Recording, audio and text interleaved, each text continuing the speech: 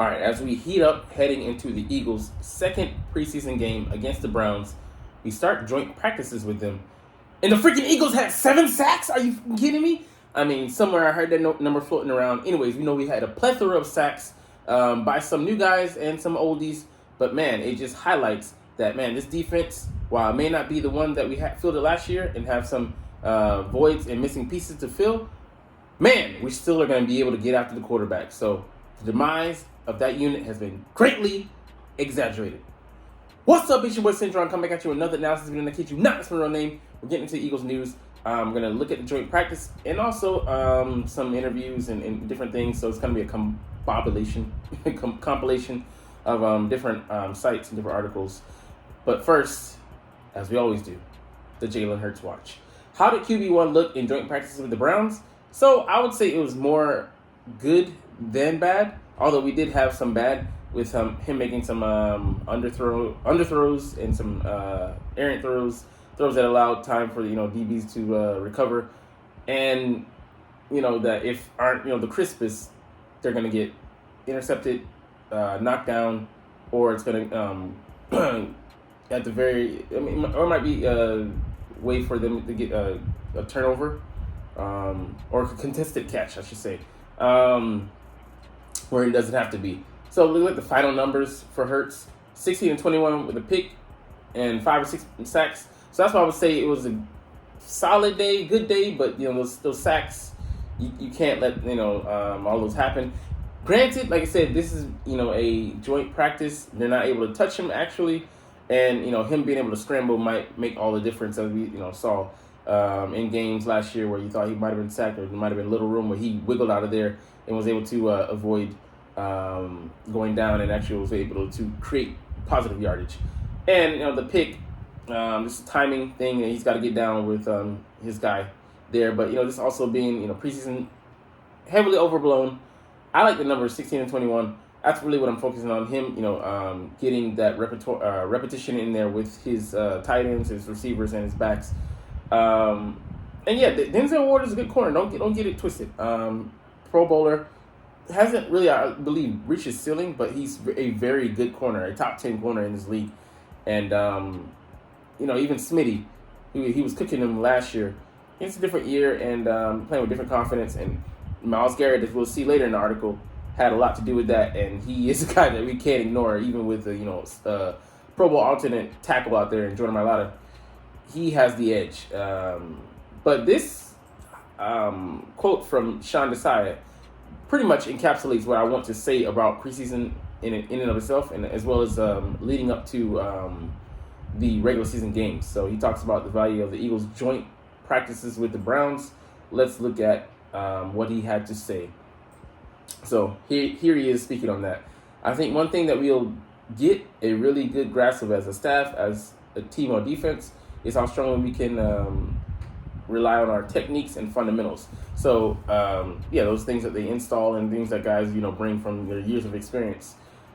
This is great because it's like an unscouted opponent.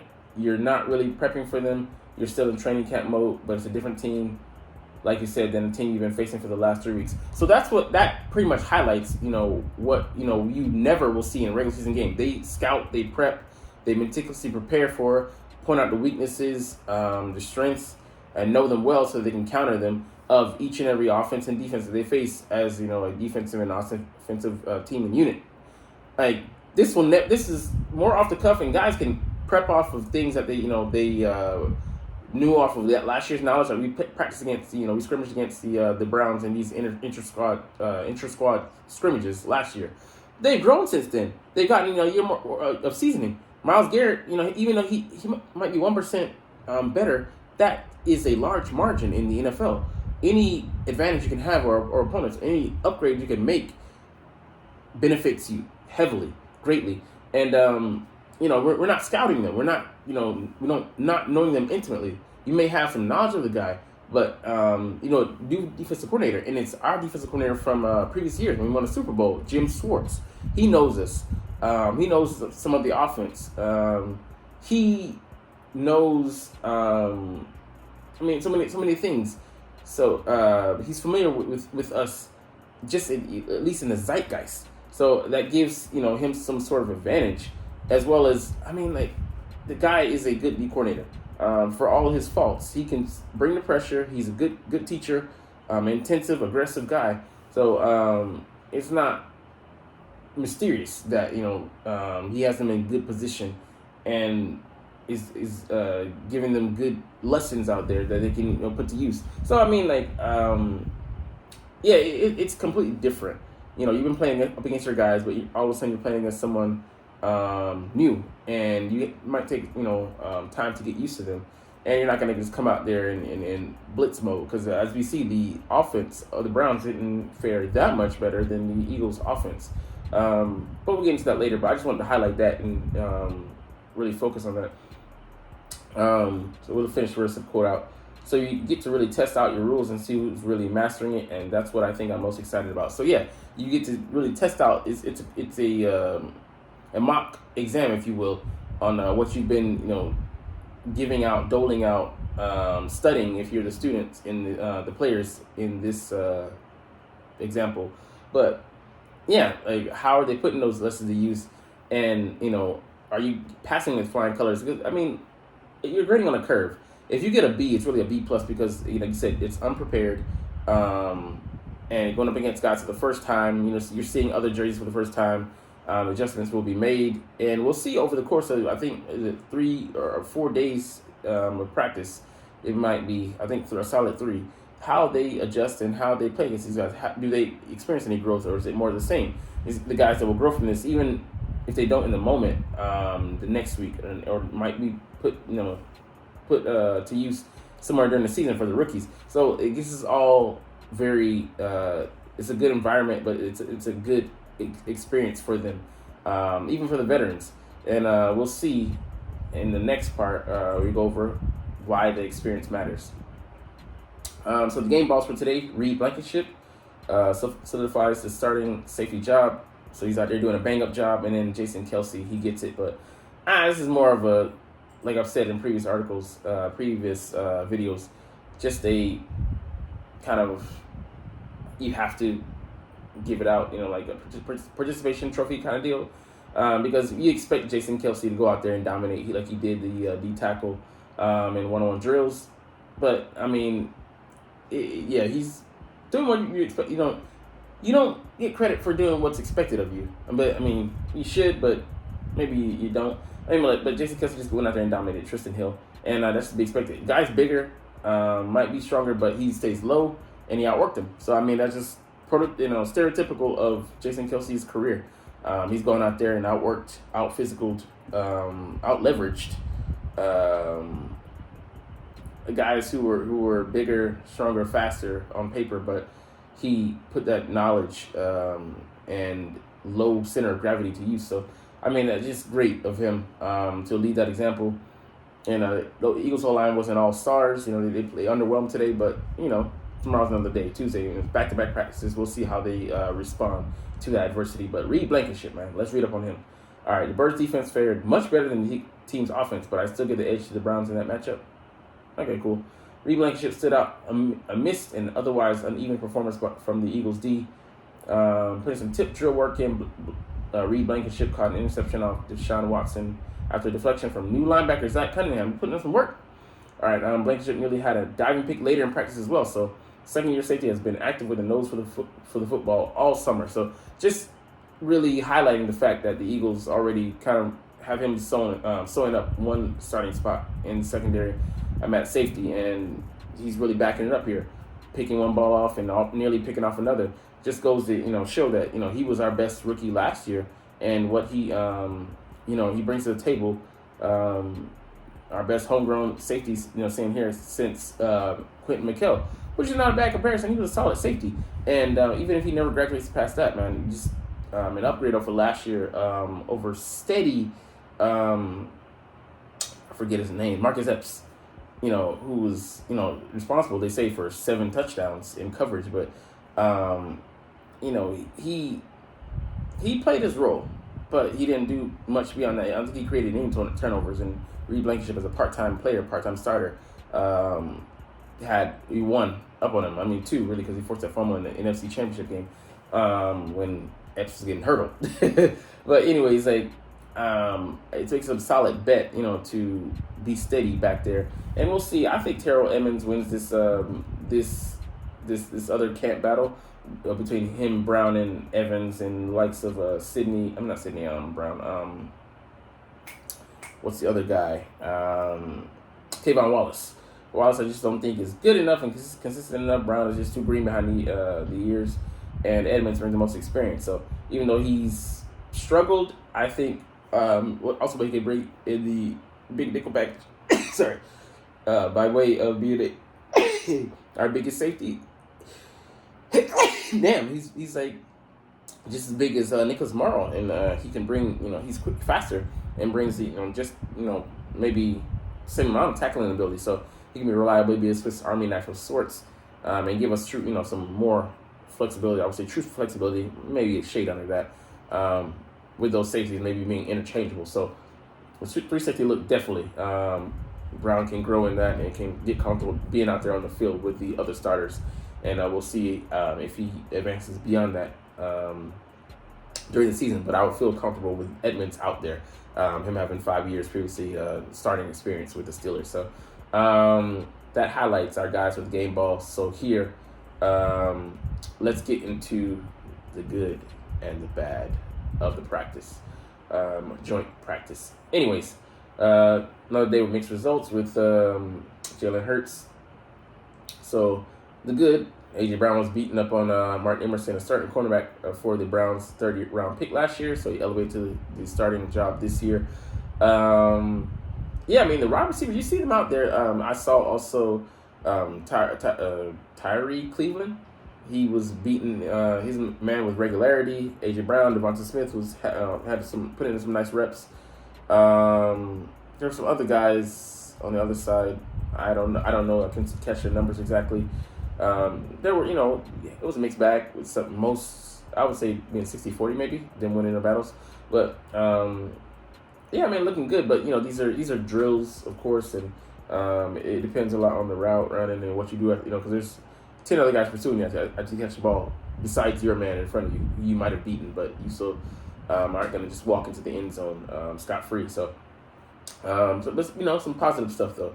Hurts connected with Dallas Goedert for a 15-yard gain along the sidelines, and then hit OZ on an out route about 15 yards on the sideline. He found Devonta Smith twice deep, but I don't know if those balls will count because technically there were some sacks, and Devonta had his work cut out for him with him being, I don't know if he played across him from the majority of the time, but at least on more than a couple of routes run, it was Denzel Ward out there. Him giving him that work as a Pro Bowl corner. So, that was a very good matchup for him. He'll grow from that because, the guy was solid last year and, most likely already, most likely elevated his game from last year. So, he presents a good challenge for him. I don't think he presents a good challenge for A.J. Brown because he would just shield him. Even though he could keep up, more than keep up. Yeah, he's not ready for that level of physical. But Brown is definitely a good matchup for Emerson. But Hurts had a short pass to Brown broken up, and I saw it in the one-on-one. And it looked like AJ didn't come back to the ball properly, or he ran a route incorrectly, or Jalen Hurts threw it to him at the wrong timing. But either way, it was just miscommunication. But the ball that could have been picked in live game action. And Hurts got picked off by Denzel Ward on a deep throw down the right sideline to Devonta Smith. The pass was slightly underthrown, so like I said, got to work on that timing, which created a contested catch situation. Devonta originally had his hands on the ball, but Ward was able to wrestle it ways they went to the ground. So if he doesn't underthrow it, he puts it on him. He gives only the receiver a chance to make a play on the ball. But, he gave Denzel Ward maybe a chance to undercut it and then be in position to wrestle it away from Devonta, who didn't have too many of those balls like that, taken away from him. So I like that, but, he is weaker than Denzel Ward. It's smaller than Denzel Ward, but so that being said, the more you can put on the spot where, if this is Denzel Ward over here, he's leaning and he's out of position, the better for a smaller receiver like Devonta Smith. You don't expect to be a jump ball specialist, even though he did surprise in that effort last year. but I'd rather not put him in that position if I can. But that's just, the first world receiver problem speaking.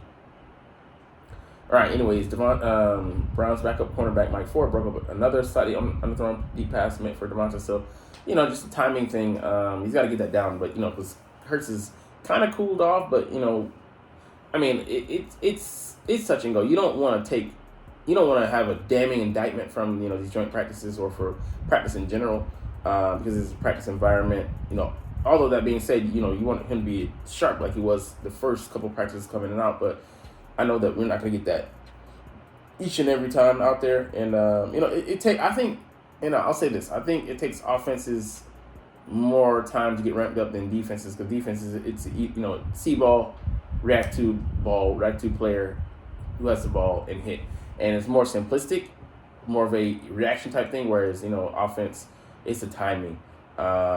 It's the intricacy of the routes run and the intercommunication between the offensive line and the quarterback and receivers, and sometimes the backs and then the O-line and then the receivers and the O-line. So there's so many moving pieces that has to come into to play. Offenses definitely needs more chemistry to work.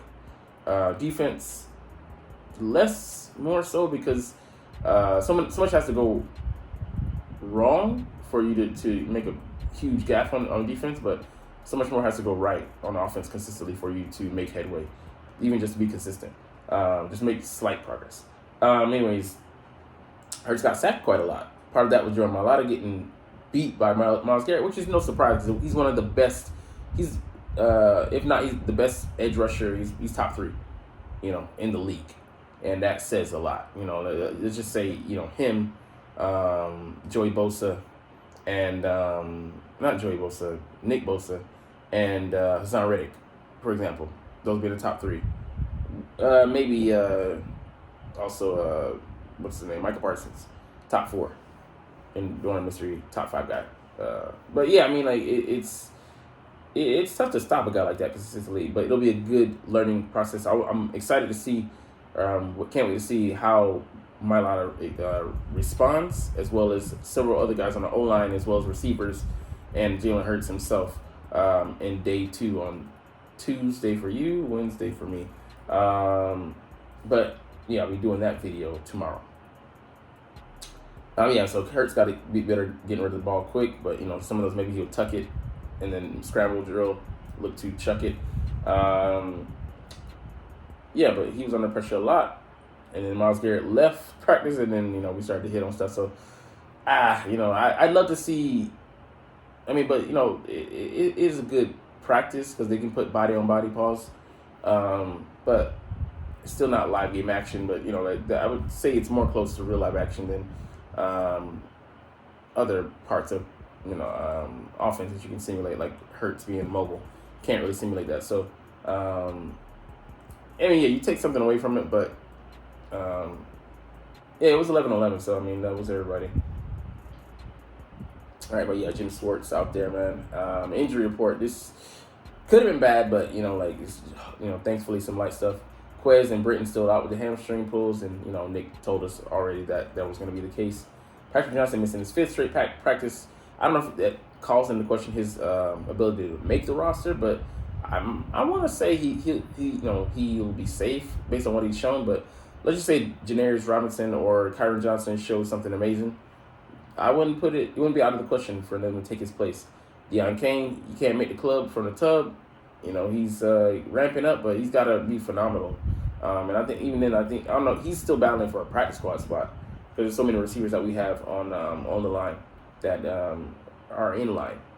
All right, Landon Dickerson visits a medical tent, but he was laughing with teammates, so it didn't look like anything serious. All right, Jason Kelsey also got banged up late in practice, but he said he's okay. Josh Sweat was slow to get up, but he said he was just dizzy. So, I don't want to see any training camp injuries further than what we suffered. We suffered a guy just like last year. Barnett went out with a ACL out for the year. Now Sean Bradley's out. Our special teams linebacker out for the year with Achilles injury. I'm just hoping that will be the end of it. But we were on the winning side last year. So we're expecting it kind of to even out, you know. All right, Devonta Smith was difficult to cover this time of the year last year. I mean, he's still a pretty good player, but you know, I think Denzel Ward is up his game. So, like I said, that'll be a good point for him to have experience and growth. All right, Sidney Brown takes some first team reps at safety, nice, but also at linebacker. Taking first team reps, Nicholas Morrow and Christian Ellis, and Nicholas Morrow might not even make the roster. Christian Ellis might be a starter, but he has to fight off these guys coming up behind him. Zach Cunningham and Miles Jack, who definitely going to make the roster, I would say. The Browns, weren't the only one getting to, Josh Sweat, Hassan Reddick, Noah Smith, all notched sacks. And Jalen Carter as well, notched a sack later. So, we sacking him in slews. So, and Deshaun Watson, he's a good quarterback. But is he going to be Texans good? That is yet to be seen. All right, Darius Slade surrendered some catches. I don't know under what circumstances these were. Were they 7-on-7, 11-on-11? But yeah, I mean, he can. Of course, he's human. He can be beatable. But how he bounces back tomorrow, I want to see all the guys who kind of had a down days or okay, so, and even the good guys who had good days. Can they put in work consecutively? So it's about stacking days on days. All right, Nakobe Dean gave up 2 catches, and then this is an indictment on him. One coming out of the draft, it's him being small, passing over his overstretched arms. There's just nothing he can do about that. But play with better technique.